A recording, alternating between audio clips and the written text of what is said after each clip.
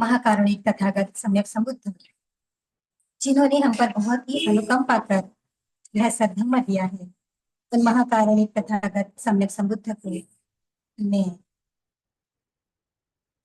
वंदन करती हूँ। उनके उपदिष्टित किए हुए जो सत्य है सभी के लिए कल्याणकारी है, सभी के लिए मंगलकारी है, उस सद्धम्म को मैं वंदन करती हूँ। और इस सद्धम्म पर चलते हुए जो कोई भी अपने सभी दुखों से मुक्त हुए हैं और जो निरंतर ही ऐसा प्रयास कर रहे हैं, उन संघों को भी मैं वंदन करती हूँ। आप सभी श्रद्धावान और पुण्यवान उपासक और उपासिकाओं के पुण्य को बहुत बहुत अनुमोदन करती हूँ। आप सभी के प्रति बहुत बहुत मंगल कामनाएं करती हूँ। और आज के जो विषय है हमारा धम्म जो देशना है उसकी शुरुआत करते हैं। तो आज थेरी गाथा से थोड़ा सा भक्ति धम्म प्रवचन है, बहुत इंपॉर्टेंट है, क्योंकि भगवान बुद्ध के शासन में हम सभी लोग बहुत पुण्य से हमें मिला है ये बुद्ध शासन, और इस पुण्य को हमें और बढ़ाना चाहिए।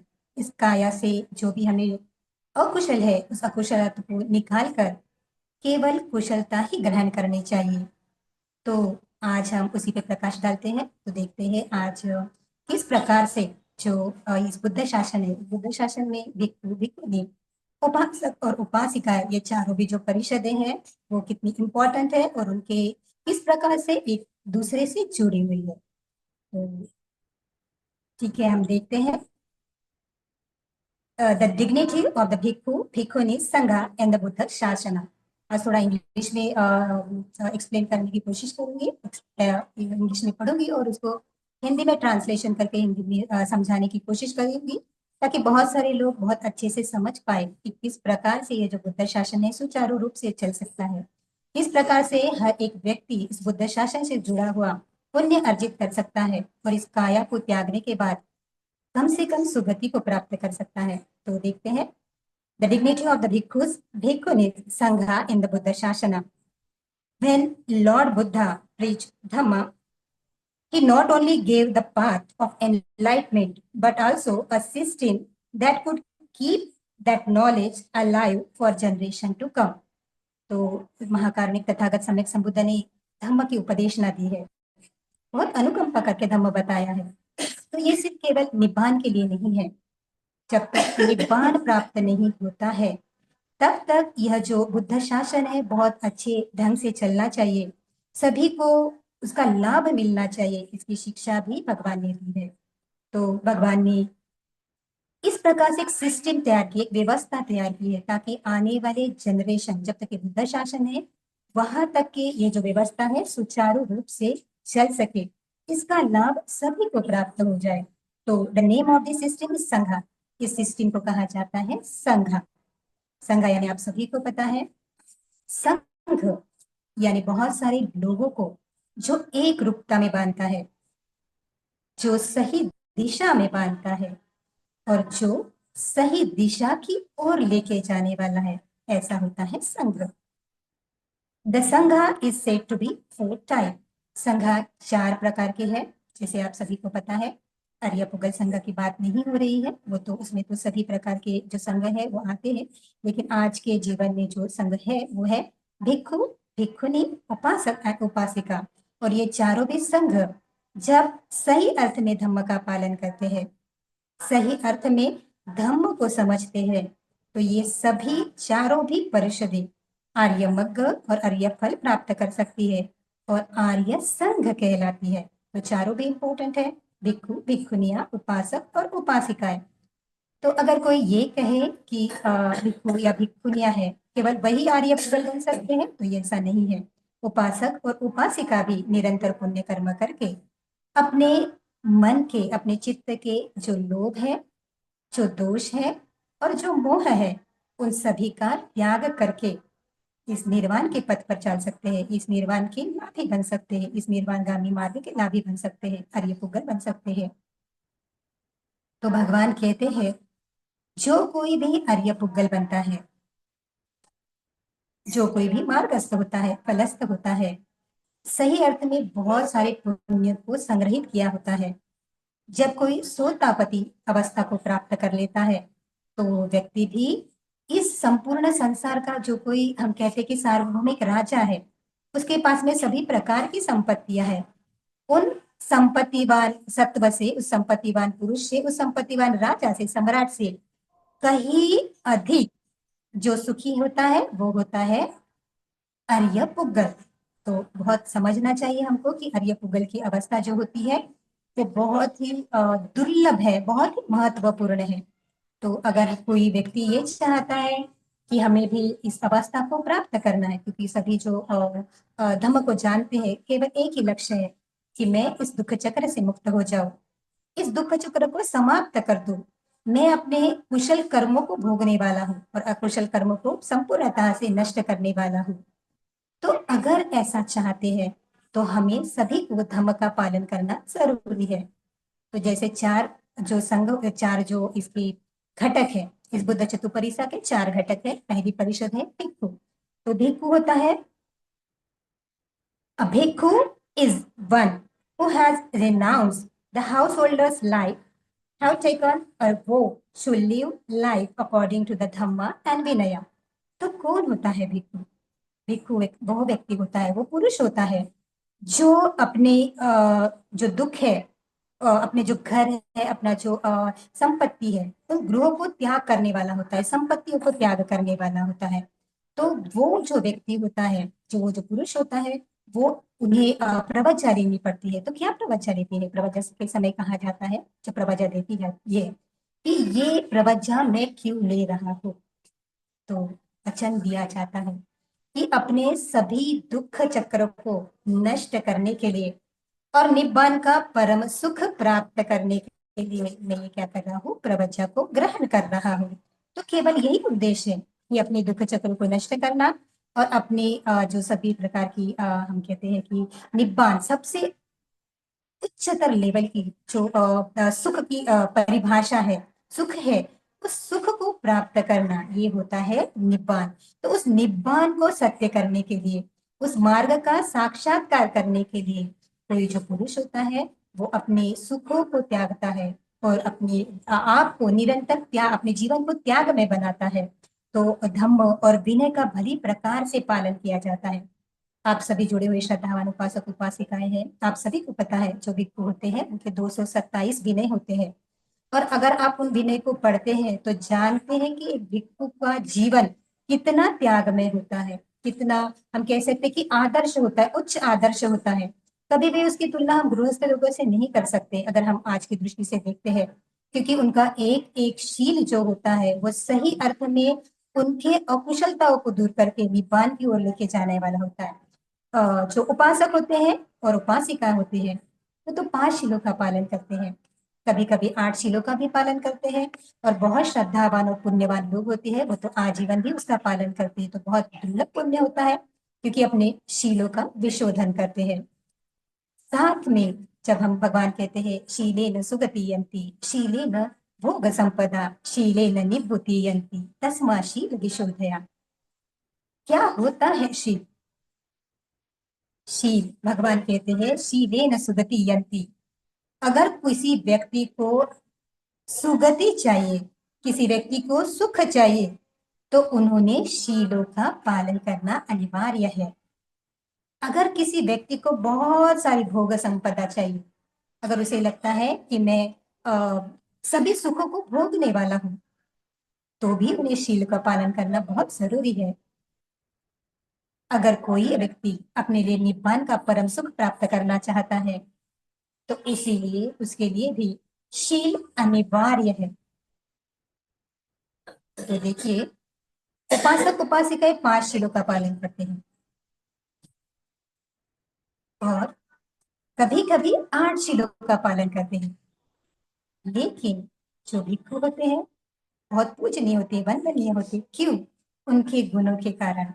एक तो गृह त्याग किए होते हैं और दूसरे इन विनय का, शीलों का भली प्रकार से पालन करते हैं।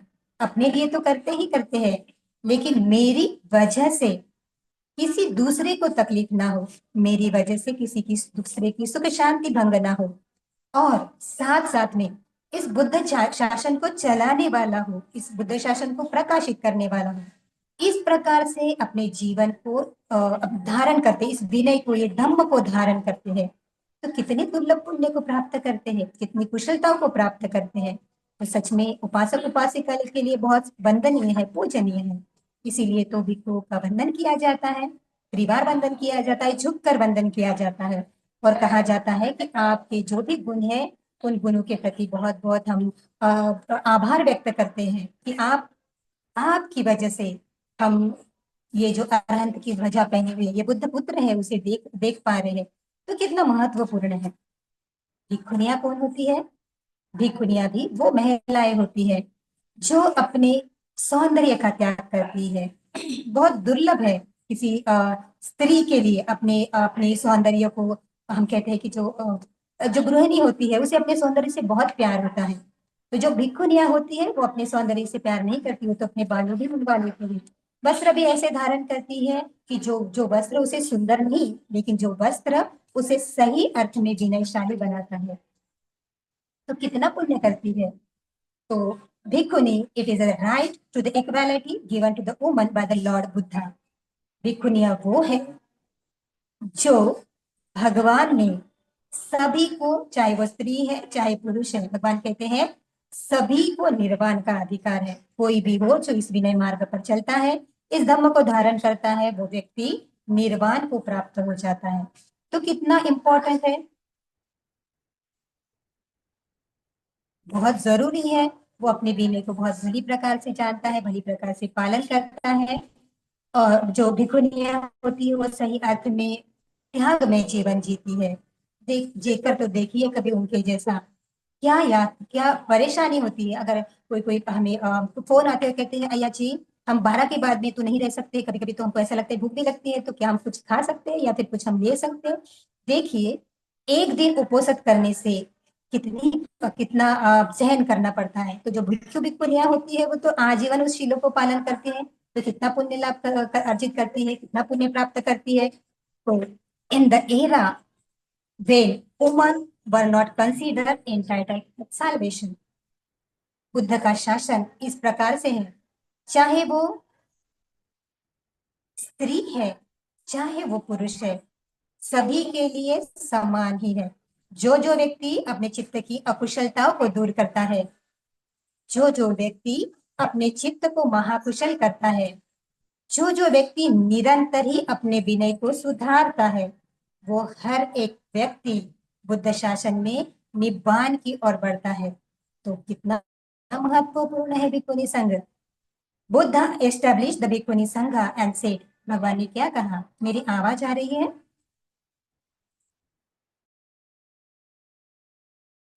जी आदरणीय आइए जी।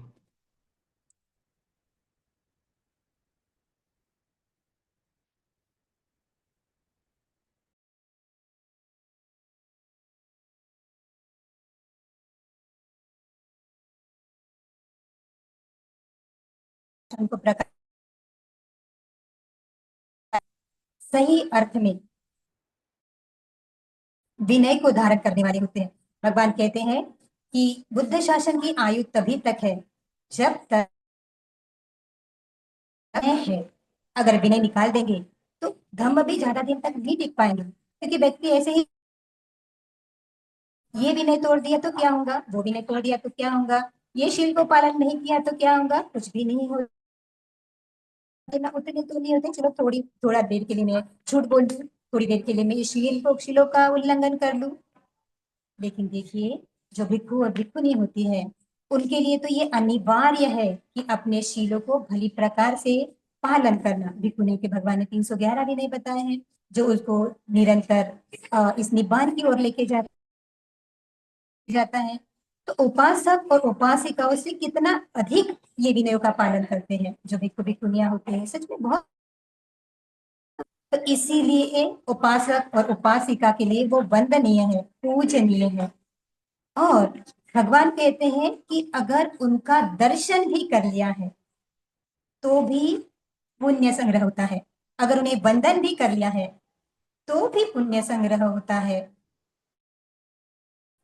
उनके प्रति कोई भी पुण्य कर्म किया है, अगर उन्हें भोजन दान दिया है, अगर उन्हें चीवर दान दिया है, अगर उन्हें गिलान पश्यन दान दिया है, या फिर रहने के लिए कुटी दान दिया है, विहार दान दिया लिया है, तो बहुत ही पुण्य का लाभ प्राप्त करते हैं। क्योंकि भगवान कहते हैं जो प्रकार से जो भी उपासक और उपासिका है, इस प्रकार से भिक्षु भिक्षुनियों को रहने के लिए, निवास के लिए जो निवास देते हैं, विहार देते हैं, सच में। और इस प्रकार से सभी को पुण्य को देने वाले, तो सभी सुखों को देने वाले होते हैं। तो कितना दुर्लभ पुण्य होता है भिक्षु भिक्षुनियों को इन 4 प्रत्ययों को दान देना। बहुत सारे श्रद्धावान उपासक उपासिकाएं करते भी है, भोजन की व्यवस्था करते हैं, उनको चीवर दान देते हैं, उनको अगर तबीयत अच्छी नहीं हो तो वो भी ख्याल रखते हैं ताकि उनको जल्दी से स्वस्थ का लाभ हो। और बहुत सारे जो पुण्यवान उपासक उपासिकाएं हैं वो उनको रहने के लिए आवास भी देते हैं। आइए अय्या जी, हमारे बिहार में आइए, आप आने से हमें पुण्य करने का अवसर प्राप्त होगा। साथ ही साथ में हमको भगवान बुद्ध का जो सत्संग है वो सही भाषा, सही अर्थ में, सरल भाषा में हमको समझने को मिलेगा। तो सही अर्थ में जो ऐसे उपासक उपासिकाएं होते हैं वो पुण्य का लाभ करते हैं।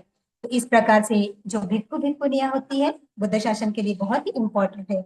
उन्हीं के विनय के कारण ये जो बुद्ध शासन है वो प्रकाशित हुए हैं, अभी भी सुचारू रूप से चल रहा है। अगर कल्पना कीजिए कि भिक्षु भिक्षुनियां ही नहीं है तो ये बुद्ध शासन में क्या होगा।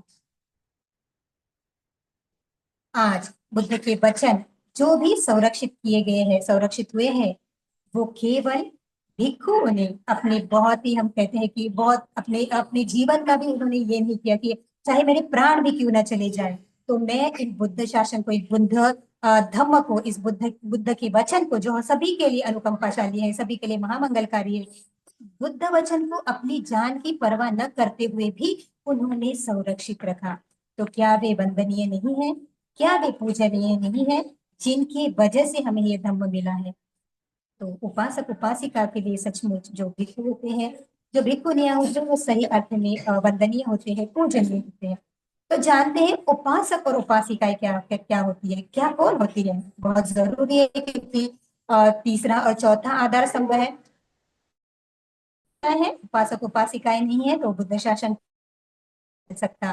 तो चारों भी स्तंभ में महत्वपूर्ण होते हैं। तो क्या होता है उपासक? द वर्ड उपासक इज डिराइव्ड वर्ड उपसति। ये जो उपासक या उपासिका, ये जो वर्ड होता है, ये शब्द जो है वो उपसति, उपसति से आया हुआ है। तो क्या होता है उपसति? To be near, to join with devotion, जो पास होता है, निकट होता है, और जो श्रद्धावान होता है। तो किसके पास होता है, किसके पास होता है उपासक, या किसके पास होती है उपासिका?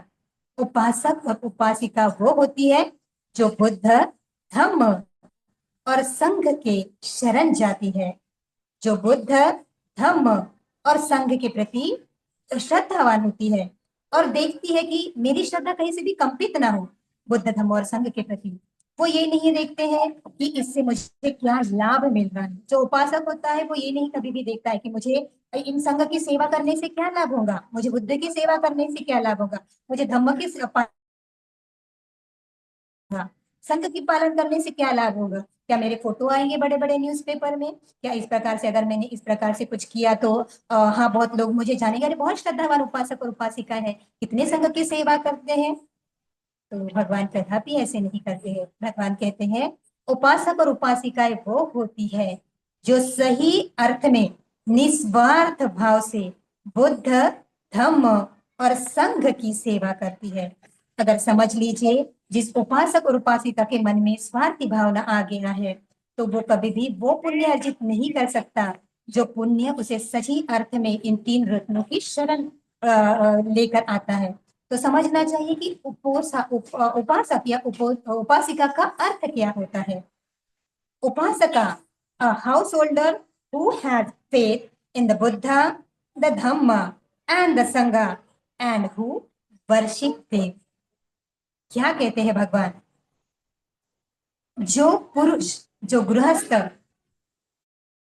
बुद्ध, धम्म और संघ, इन 3 रत्नों के प्रति श्रद्धावान है, इन 3 रत्नों की शरण ग्रहण किए हुए, सभी शरण शरण ग्रहण कहते हैं ना, जब भी उपोषणशील ग्रहण करते हैं तो क्या कहते हैं? बुद्धम नमामि, है ना। मैं बुद्ध को वंदन करता हूँ। कब तक? निब्बान प्राप्ति तक। जब तक मेरा निर्वाण नहीं होता है, जब तक मैं अपने सभी दुखों से मुक्त नहीं हो सकता होता हूँ, तब तक मैं बुद्ध की शरण ग्रहण करता हूँ। धम्म की शरण ग्रहण करता हूँ। कब तक? क्या आज तक? केवल मैं किसी संघ के सामने हूँ, या फिर केवल महाकारुणिक तथागत सम्यक संबुद्ध के विहार में हूँ, या जो विहार है उसमें हूँ, तभी तक मुझे धम्म का पालन करना है? बिल्कुल नहीं। धम्म का पालन कब तक करना है? जब तक मुझे निर्वाण का साक्षात्कार नहीं हो जाता, जब तक मैं अपने दुखों से मुक्त नहीं हो जा सकता, तभी तक मुझे धम्म की शरण ग्रहण करनी है। फिर क्या कहते हैं? मैं संघ की शरण ग्रहण करता हूँ। तो संघ कौन है? जो आर्य पुगल है, जो सही अर्थ में अपनी की जो सही अर्थ में अपने क्लेशों से मुक्त हुआ है, जो सही अर्थ में अपने दुखों से मुक्त हुआ है, जो सही अर्थ में अपने इन सभी भव संसार से जो मुक्त हुआ है, वो होता है संघ। और वो भी संघ होता है जो निरंतर उस मार्ग पर चल रहा है। इस काशाय वस्त्र को, इस अरहंत की ध्वजा को अपनी काया पर ग्रहण करता है, इस धम्म के और विनय के अनुसार अपना जीवन जीता है। वो ये नहीं देखता कि कौन मुझे देख रहा है, कौन मुझे नहीं देख रहा है। क्या मेरी अगर मैंने धम्म का पालन बहुत अच्छे से किया तो क्या मैं बहुत बड़ा हो जाऊंगा? वो ये नहीं देखता है। वो केवल ये देखता है कि धम्म और विनय के अनुसार अगर मैं चलता हूँ तो मैं जल्दी ही अपनी अपनी जो मार्ग, जो मेरा उद्देश्य है इस जीवन को धारण करने का, वो तो देखिए कितना इंपॉर्टेंट होता है बुद्ध, धम्म और संघ। तो कोई उपासक होता है, कोई गृहस्थ होता है, इन तीन रत्नों की शरण ग्रहण करता है। कब तक? अपनी निब्बान प्राप्ति तक। तो ये होता है उपासक, जो निस्वार्थ भाव से संघ की सेवा करता है, बुद्ध के मार्ग पर चलते हुए धर्म का आचरण करते हुए संघ की सेवा करता है। उपासिका कौन होती है? उपासिका is a householder who lives a life according to the Dhamma, taking refuge in the Buddha, Dhamma and Sangha. कौन होती है उपासिका? उपासिका वो होती है जो बुद्ध, धम्म और संघ के अनुसार, उन्होंने दिखाए हुए मार्ग के अनुसार अपना जीवन यापन करती है। भगवान कहते हैं जो धम्म को धारण करते हैं वही सही अर्थ में इस मार्ग के लाभी होते हैं। जिन्होंने धम्म को धारण ही नहीं किया है, जो सिर्फ कहते हैं मैं तो बुद्ध, धम्म और संघ की सेवा करता हूँ, लेकिन जब समय आता है तो ऐसे कार्य कर जाते हैं कि ना उन्हें बुद्ध दिखाई देते हैं, ना उन्हें धम्म दिखाई देते हैं, और ना उन्हें संघ दिखाई देते हैं। तो क्या वो पुण्य अर्जित करते हैं? बिल्कुल नहीं। वो तो अपने जीवन में बहुत अकुशलता लेते हैं, बहुत अकुशलता को प्राप्त कर लेते हैं। क्योंकि जो भी व्यक्ति बुद्ध, धम्म और संघ की गरिमा नहीं रखता, जो व्यक्ति बुद्ध, धम्म और संघ के गौरव नहीं रखता, वो कभी भी व्यक्ति सुगति में नहीं जा सकता। तो देखिए क्या जीवन में, क्या हम सुगति की ओर जा रहे हैं, या निब्बान की ओर जा रहे हैं, कि अपने अपाय की ओर जा रहे हैं? में नहीं आता है तो क्या हम सही अर्थ में धम्म को धारण करने वाले होंगे? क्या सही अर्थ में हम प्रकाशित करने वाले होंगे? क्या सही हम इस बुद्ध शासन को चलाने वाले होंगे? बुद्ध शासन कभी भी बड़े बड़े नामों से नहीं चलता।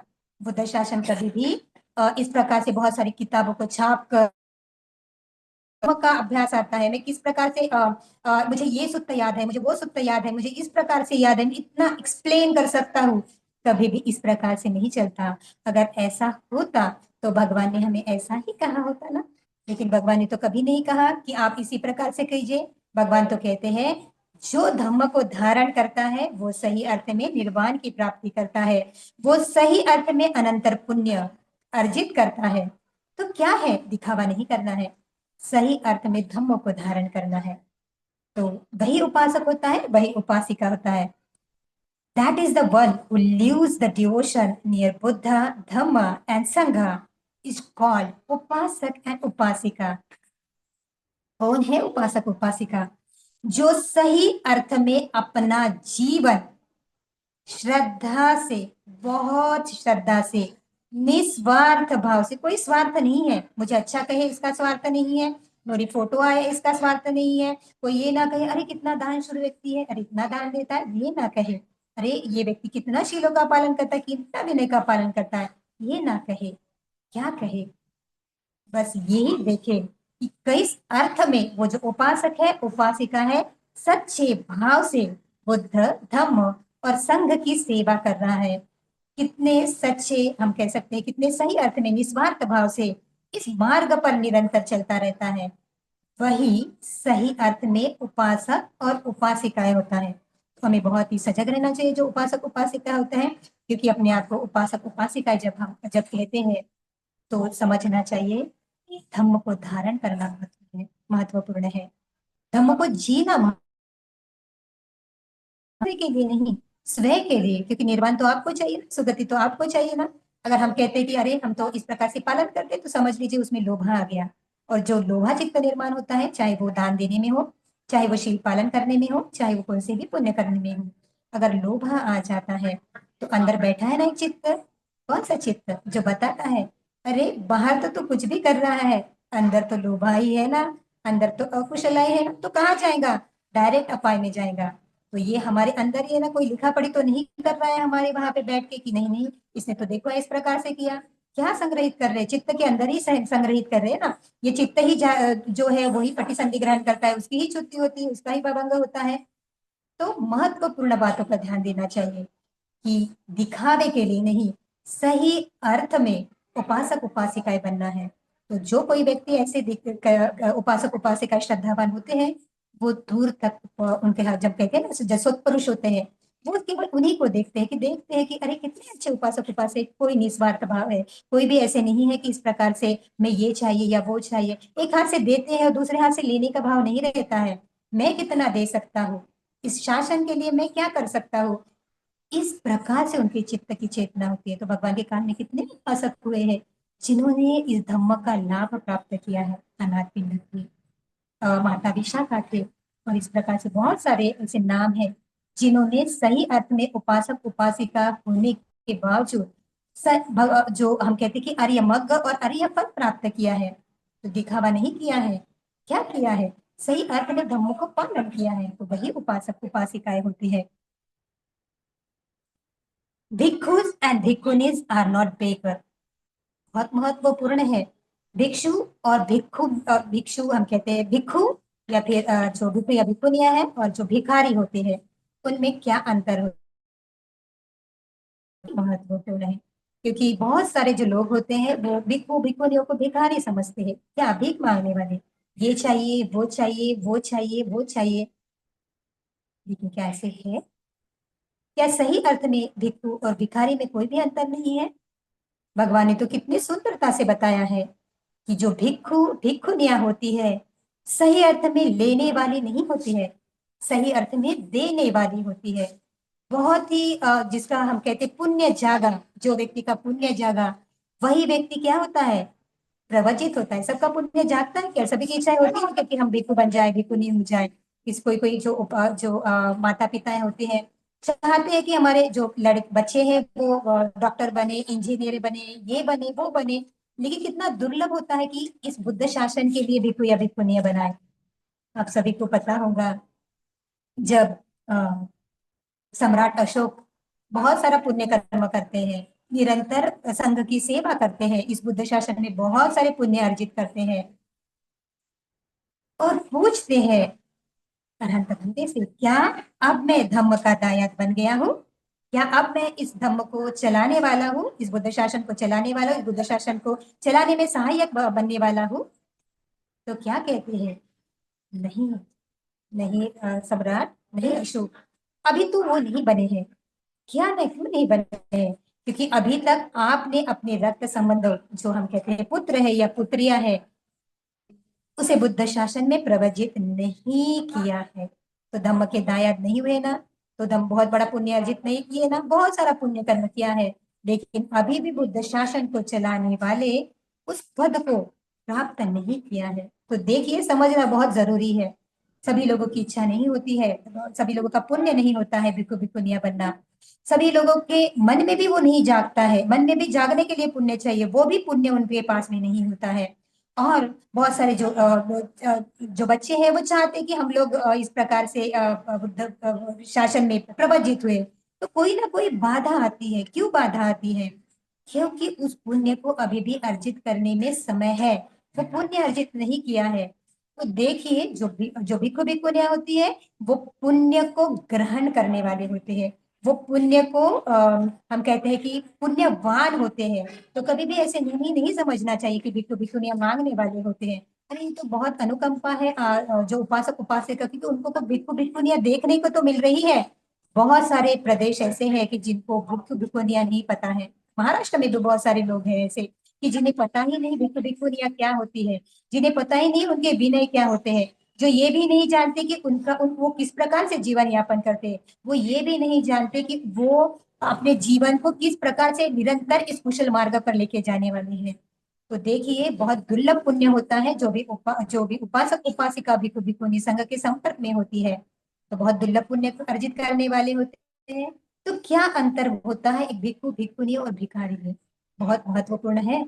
तो bhikkhus and bhikkhunis are those who are busy in doing kusala। क्या करते हैं भिक्खु और भिक्खुनी? निरंतर कुशल कर्म करते हैं, निरंतर पुण्य कर्म करते हैं।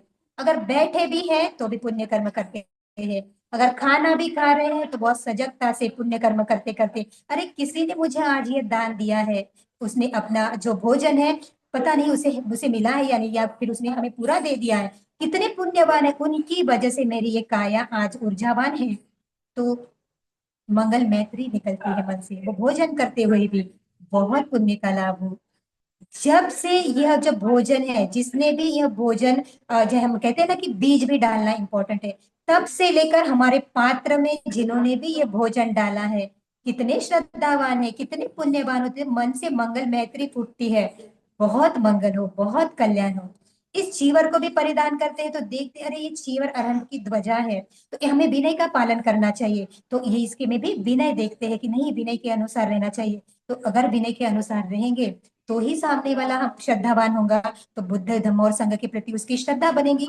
तो बैठने में भी संयम है, खड़े रहने में भी संयम है, चलने में भी संयम है, वाणी में भी संयम है, हर एक बात में संयम है।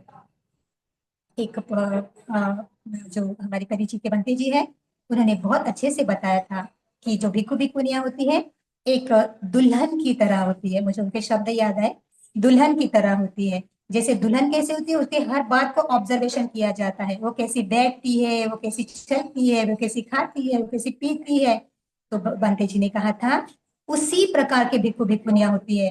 बहुत ऑब्जर्वेशन रखते हैं उपासक उपासिका कि किस प्रकार से वो कार्य करते हैं, किस प्रकार से वो चलते हैं, किस प्रकार से क्या वो धम्म विनय का पालन करते हैं या नहीं है। तो देखिए, भिक्खु भिक्खुनी को अपने विनय को बहुत संरक्षित करके रखना पड़ता है, बहुत ही अच्छे से उसका पालन करना पड़ता है। तो जो भिक्खु भिक्खुनिया होती है, अपने चित्त की अकुशलताओं को दूर करती है, बहुत महत्वपूर्ण है। अगर गृहस्थी है और गृहस्थी में अकुशलता हो जाती है, तो उसको हम कर सकते हैं, उस व्यक्ति को निग्लेक्ट कर देते हैं। चलो हम इस व्यक्ति का मुंह नहीं देखेंगे कि ये व्यक्ति सही नहीं है हमारे लिए। लेकिन भिक्खु भिक्खुनिया क्या ऐसे करती है? उसने अकुशल कर्म किया तो डांटते भी है, डांटना जरूरी है। अगर डांटेंगे नहीं तो समझेंगे कैसे हमारी गलतियां कहाँ पे हुई है? अगर समझेंगे नहीं तो अपने आप को सुधारेंगे कैसे? लेकिन करुणा का भाव होता है कि अरे अपनी गलतियां तो देखो, अगर इस गलतियों को नहीं सुधारोगे तो अपाय में जाओगे ना, दुख में जाओगे ना। तो बहुत अच्छे से समझाते हैं कि देखिए ये गलती हुई है, इसको हमें सुधारना चाहिए। तो बहुत करुणावान होते हैं, तो हमेशा ही कुशलता प्राप्त करते हैं। तो जो भिक्खु भिक्खुनिया होते हैं वो कुशलता प्राप्त करने वाले होते हैं। क्या एक भिखारी इस प्रकार से कुशलता प्राप्त करने वाले होते हैं? सोचिए तो। वो तो उसे तो ये भी नहीं समझ में आता कि क्या मुझे कैसे रहना चाहिए, क्या कैसे करना चाहिए। बेचारा अपने अपुण्य से इस प्रकार की अवस्था में आया है। लेकिन भिक्खु भिक्खुनिया तो अपने पुण्य के कारण आते हैं, तो कितने पुण्यवान है, कितने श्रद्धावान होना चाहिए उनके प्रति। Bhikkhus and bhikkhunis are protectors of the Vinaya. क्या होते हैं? विनय का पालन करने वाले होते हैं, विनय का संरक्षण करने वाले होते हैं। भिक्खु और भिक्खुनियों के कारण ही विनय की जो है वो आयु है, अगर किसी भिक्षु और भिक्षुनियों ने सभी भिक्षु भिक्षुनी ने विनय का पालन ही करना छोड़ दिया तो क्या कहेंगे? उपासक उपासिका और भिक्षु भिक्षुनी में क्या भेद रहेगा? कुछ भी भेद नहीं रहेगा। तो भिक्षु और भिक्षुनियां जानी ही जाती है अपने विनय के कारण, वो अपने आचरण के कारण जानी जाते हैं। तो इसीलिए इस बुद्ध शासन में जो विनय है उस विनय को प्रकाशित करने वाले इस प्रकार से भिक्षु और भिक्षुनियां होते हैं। तो बहुत महत्वपूर्ण है ना, क्योंकि अगर विनय का पालन नहीं होगा तो ये बुद्ध शासन बहुत देर तक नहीं चलेगा। अगर देर तक नहीं चलेगा तो उपासक उपासिकों को कैसे समझेगा कि क्या सही है क्या गलत है, क्या अच्छा है क्या बुरा है, क्या पाप है क्या पुण्य है, क्या हमें सुगति की ओर लेके जाने वाला है और क्या दुर्गति की ओर लेके जाने वाला है। तो कितना महत्वपूर्ण है विनय का पालन करना, कितना महत्वपूर्ण है भिक्षु भिक्षुनियों का होना। Bhikshus and bhikshunis are those who wear the chivaras of Arahanta, जिसे अरहंत की ध्वजा भी कहा जाता है। क्या उपासक उपासिका इसको धारण कर सकते हैं? क्या उपासक उपासिका आपको देखते हैं चीवर परिधान किया? अरे नहीं, बिल्कुल भी नहीं। अगर उपासक उपासिकाएं और भिक्षु भिक्षुनियां सेम ही कलर के कपड़े पहनेंगे तो क्या अंतर है? और भगवान कहते हैं कि भिक्षु भिक्षुनियों का जो चीवर है वो अरहंत की ध्वजा है, एक अरहंत की ध्वजा नहीं है। जब से पहले सम्यक संबुद्ध हुए हैं, अनगिनत सम्यक संबुद्ध, उनसे लेके आज तक और भविष्य में भी इसी प्रकार से जो अरहंत हुए हैं, जो सम्यक संबुद्ध हुए हैं, उनको उनके गुणों को धारण करने वाली ये जो का ध्वज है, ये अरहंत का ध्वज है। तो कितना महत्वपूर्ण है ये अरहंत का ध्वज, कितना महत्वपूर्ण है। तो समझना चाहिए कि जो भिक्षु भिक्षुनी होती है वो कोई सामान्य नहीं है। वो तो अपने सभी सुखों को त्याग करके है, केवल एक वस्त्र को धारण कर किए हुए है। तो अरहंत की ध्वजा को धारण करने किए हुए ये जो भिक्षु भिक्षुनी है, तो अगर उनके प्रति श्रद्धावान नहीं होते हैं तो बुद्ध की अवहेलना करते हैं, पच्चीक बुद्ध की अवहेलना करते हैं, अरहंत की अवहेलना करते हैं, उन सभी लोगों की अवहेलना करते हैं जो सही अर्थ में इस मार्ग पर चलते हुए आर्यपुगल बने हैं। तो देखिए, अगर आर्यपुगल की के प्रति थोड़ा सा भी दोष किया, थोड़ा सा भी हम कहते हैं कि अकुशलता की, तो वो तो हम कहते हैं कि डायरेक्ट वो अपाय में जाने वाली लोग हैं। तो सोचना चाहिए कि जो भिक्षु भिक्षु नियम जो होते हैं वो अरहंत की ध्वजा को धारण करने वाले होते हैं। Those who eliminated the Buddha's teaching, जो भगवान बुद्ध की जो धम्म है उसको सरल भाषा में बताने वाले होते हैं। देखिए, जब भगवान बुद्ध ने धम्म का उपदेश किया तो अर्धमाग दीपाली भाषा में दिया, तब के काल की थी, तो तब के उपासक उपासिका को बहुत ही प्रकार से समझती थी। तो आज के बहुत सारे उपासक उपासिकाओं को नहीं समझती है कि पाली का जो गाथा है उसका अर्थ क्या होता है, भगवान ने इस यहाँ पे क्या कहा है। तो जो भिक्षु भिक्षुनियां होते हैं इन भगवान की जो शिक्षा है उसको बहुत भली प्रकार से पढ़ते हैं, भली प्रकार से जानते हैं, अपनी अनुभूति पर जानते हैं, ऊपरी ऊपरी तौर पे नहीं जानते हैं, उसका अनुभव करते हैं और देखते देखो ऐसा करने से मुझे लाभ हुआ है ना, तो देखिए आप भी कीजिए, आपको भी लाभ होगा। देखिए, भगवान ने इस प्रकार से कहा है, अगर नहीं करोगे तो अपाय में चले जाओगे, दुखों को भोगने वाले होंगे। तो इस काया को त्यागने के बाद क्या चाहते हो कि अपाय में जाए? तो बहुत अच्छे से समझाते हैं। तो देखिए, भगवान के जो जो बुद्ध के जो पुत्र होते हैं, पुत्रियां होते हैं, कितने महत्वपूर्ण होते हैं। तो हमें उनका आदर करना चाहिए, हमें उनकी गौरव गौरव करना चाहिए, गरिमा उनकी गरिमा का ख्याल रखना चाहिए। Bhikshus and bhikshunis, those who helps to increase kusala kamma of others, तो केवल अपने कुशल कर्म नहीं करते हैं, अपने कुशल कर्म को नहीं बढ़ाते हैं। जो भिक्षु भिक्षुनियां होती है क्या करते हैं, जो उपासक और उपासिकाएं होती है उनके भी कुशल कर्म को बढ़ाते हैं। उनको बताते हैं कि शील क्या है, उनको बताते हैं पुण्य कर्म क्या है, उनको बताते हैं कि इस शीलों को पालन करने से क्या लाभ होने वाला है, इन पुण्य का करने से क्या लाभ होने वाला है, इनको नहीं करने से क्या अलाभ होने वाला है, इनको नहीं करने से किस प्रकार के दुखों को भोगने वाला होता है। तो भगवान बुद्ध की जो शिक्षा है उसको भली प्रकार से सरल भाषा में बताने वाले होते हैं। तो कितना पुण्य करते हैं, भगवान के बुद्ध के शासन को सुचारू रूप से चलाते हैं, केवल अपने लिए नहीं, केवल मेरे लिए नहीं कि अगर मुझे इसका लाभ मिलना है, बहुजन हिताय बहुजन सुखाय, मैं दूर दूर तक कैसे लोगों को धम्म बताऊं, मैं कैसे सभी पे अनुकंपा करूं कि इस प्रकार से इस धम्म को जानो। तो ये भेद नहीं करते कि ये किसी संप्रदाय का व्यक्ति है, ये बहुत अमीर है, ये बहुत यानी हमको दान देने वाला है तो चलो इसको ही धम्म बताए, ऐसे नहीं बोलते कि ये मेरे पास का है तो चलो इसको ही धम्म बताए। किसी भी प्रकार का भेदभाव नहीं करते हुए, जैसे बुद्ध धम्म और संघ में होता है, सभी प्रकार के जो लोग आते हैं, जो प्रवजित हो जाते हैं, तो वो केवल और केवल भिक्खु भिक्खुनियां होते हैं, वो संघ होते हैं। तो इसी प्रकार से ये जो एकता है, जो करुणा का भाव है, मैत्री का भाव है, इसी से लोगों को धम्म देते हैं। अरे सुनिए तो, भगवान ने आपके लिए क्या बताया है जिससे आपके दुख दूर हुए। तो कितना कुशल कमाते हैं, और ये कुशल है, ये भगवान बुद्ध का धम्म है, दूसरे सभी लोगों को भी बांटते हैं। तो जो भिक्खु और भिक्खुनियां होते हैं वो बहुत ही सम्मानीय होते हैं, वंदनीय होते हैं, पूजनीय होते हैं। उनके प्रति किया हुआ प्रत्येक कार्य उपासक और उपासिकाओं के लिए अनुत्तर पुण्य क्षेत्र होता है, पुण्य का लाभ प्राप्त करने वाला होता है। तो कोई कोई उपासक कहते हैं कि ये पुण्य तो हम कर ले, क्या लाभ होता है हमें? तुरंत लाभ चाहिए ना, आजकल तो तुरंत तुरंत लाभ चाहिए। होता है, तुरंत भी लाभ होता है, लेकिन कैसे होता है?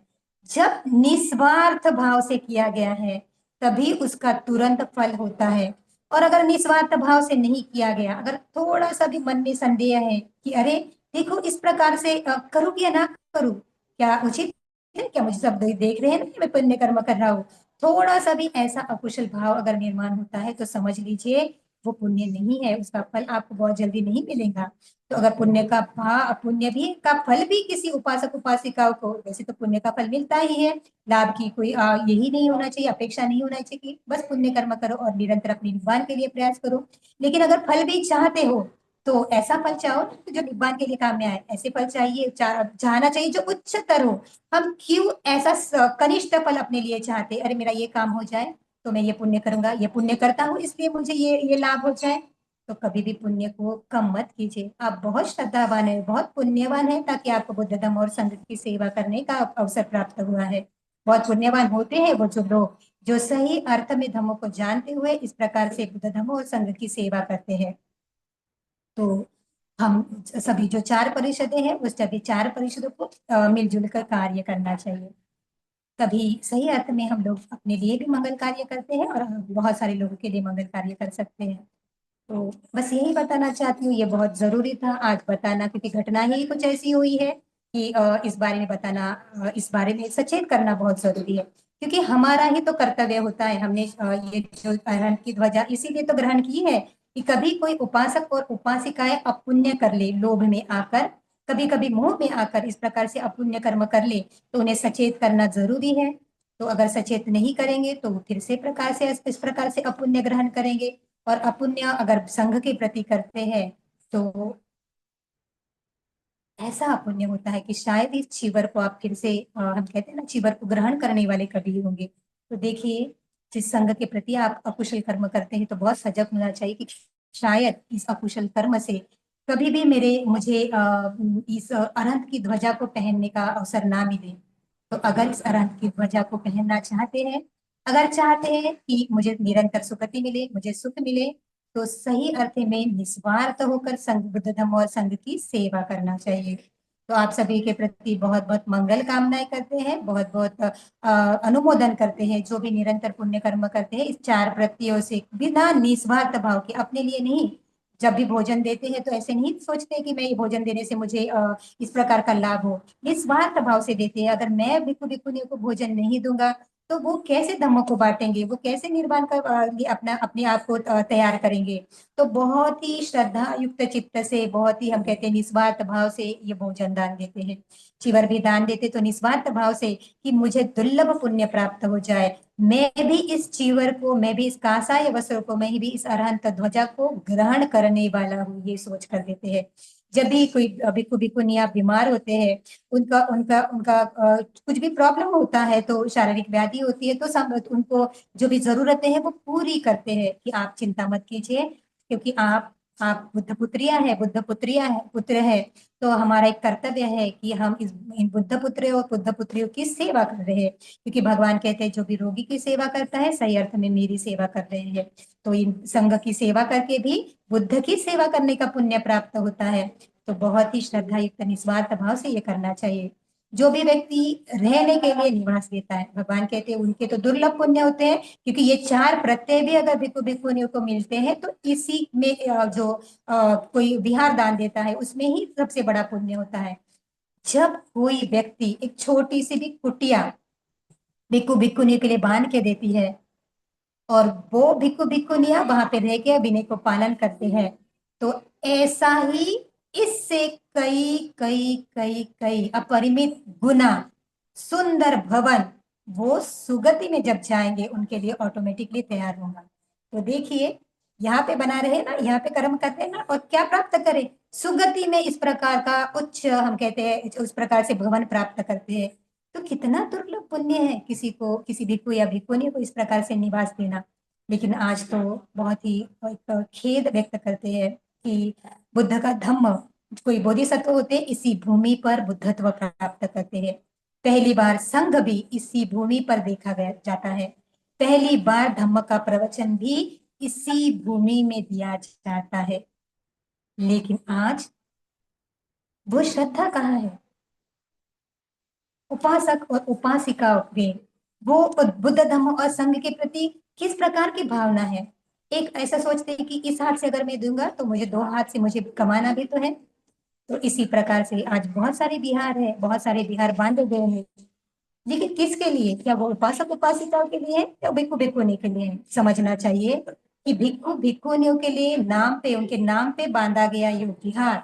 जब कोई व्यक्ति ये सोचता है कि अरे मैं इसका ट्रस्ट निर्माण करता हूँ ना, फिर मैं अध्यक्ष हो जाता हूँ ना, फिर मेरे घर के ये लोग आ जाते हैं ना, ताकि मैं अगर भिक्खु भिक्खुनी अच्छे से काम नहीं करते तो उनको निकाल देते हैं, निकाल देता हूँ ताकि मैं दूसरे विनयशाली भिक्खु और भिक्खुनियों को उसमें रखूंगा।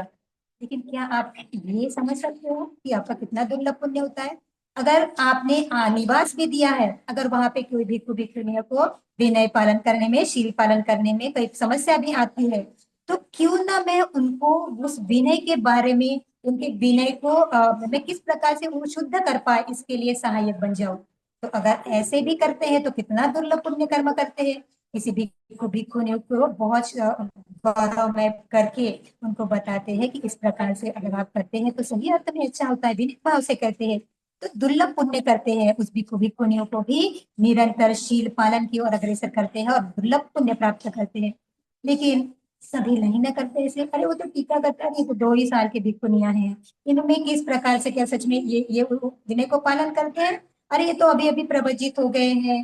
अरे ये भिक्खु भिक्खुनियां तो ऐसे हैं कि हम कह सकते हैं कि उस प्रकार से नहीं ना जिस प्रकार से हम चाहते हैं। तो अध्यक्ष हम बनेंगे और इनको सदस्य बना देंगे, और हमारे तरफ से अगर वो काम नहीं करते हैं तो चलो इनको निकाल देते हैं, दूसरा संघ देखेंगे। क्या सही अर्थ में पुण्य है? सर क्या सही अर्थ में कुशल कर रहे हैं? क्या सही अर्थ में बुद्ध शासन के लिए कार्य कर रहे हैं? सोचना बहुत जरूरी है, क्योंकि भिक्खु भिक्खुनियां भिखारी नहीं होती है। वो कभी भी ऐसे नहीं कहेंगे कि मुझे आप दे दो, ये आपका घर है चलो मुझे दे दो, ये आपका आवास है मुझे दे दो। वो तो शांति से पूछने आते हैं कि अगर कोई खाली है तो क्या आप देना चाहते हैं? अगर देना चाहते हैं तो ही रुकेंगे, नहीं देना चाहते तो निकल जाएंगे।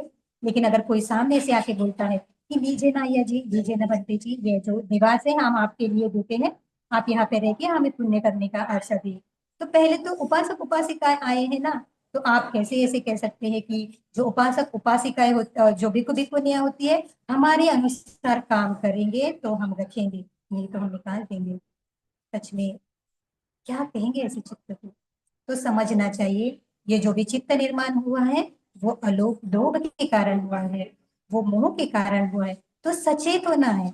अरे अगर मैं ऐसा कर लूंगा तो मेरे अकुशल हो जाएंगे, पता नहीं इसका परिणाम मुझे कितने कल्प तक सहन करना पड़ेगा, पता नहीं इस अकुशल कर्म के लिए मुझे किस प्रकार से अपने जीवन में इसका अलाभ होगा।